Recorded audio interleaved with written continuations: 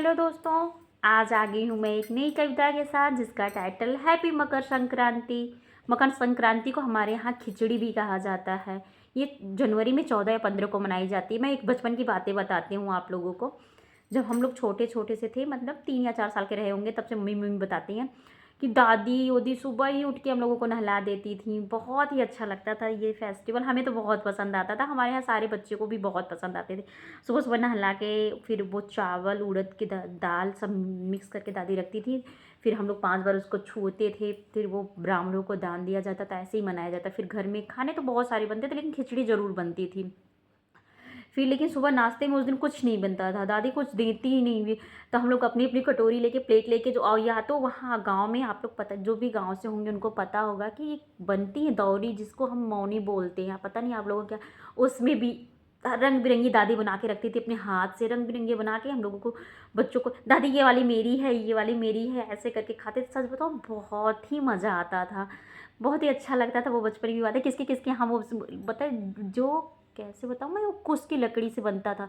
कुश से बनाते थे लोग, वो दादी लोग बनाती थी उसको, ऐसे ऐसे धागे से कर करके बहुत ही अच्छी मौनियाँ बनती थी। अगर मेरे घर में तो है नहीं फ़िलहाल इस टाइम, अगर मैं मायके गई वहाँ दिखेगी तो कभी हम उसके बारे में अगर चर्चा करेंगे तो दिखाएंगे। बहुत अच्छे और हर कलरफुल बनाती थी दादी, ये इस बच्चे का उसमें हम लोगों को प्रसाद देती। सच बताओ बहुत ही अच्छा लगता था ये त्यौहार। फिर पतंगे भी पापा चाचा सब लेके आते थे। हम लोग छत पे चढ़ के, मुझे तो नहीं उड़ाने आती थी, लेकिन भैया भैया उड़ा लेते थे, तो मैं खड़ी होकर देखती थी किसकी सबसे ऊपर जा रही है। बहुत ही अच्छा लगता था।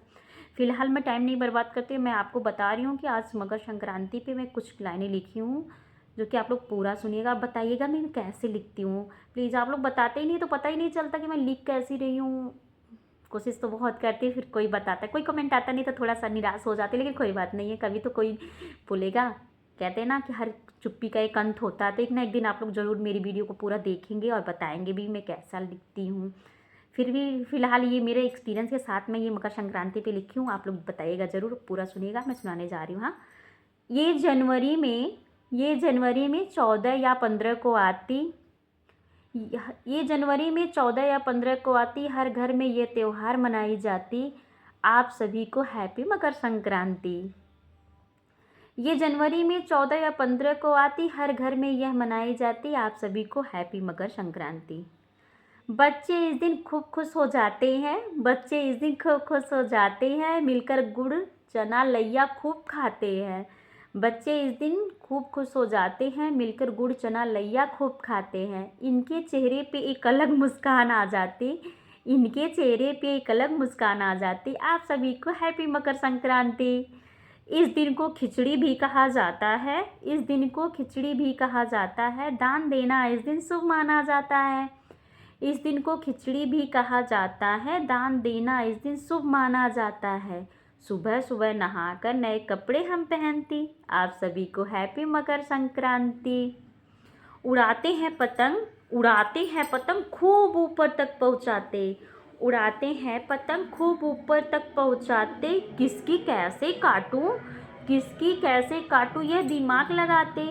काट दिया अगर किसी की, काट दिया अगर किसी की पतंग तो चेहरे पे खुशियाँ छाती। आप सभी को हैप्पी मकर संक्रांति।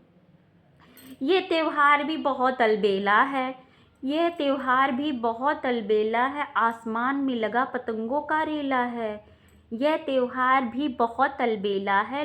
आसमान में लगा पतंगों का रेला है।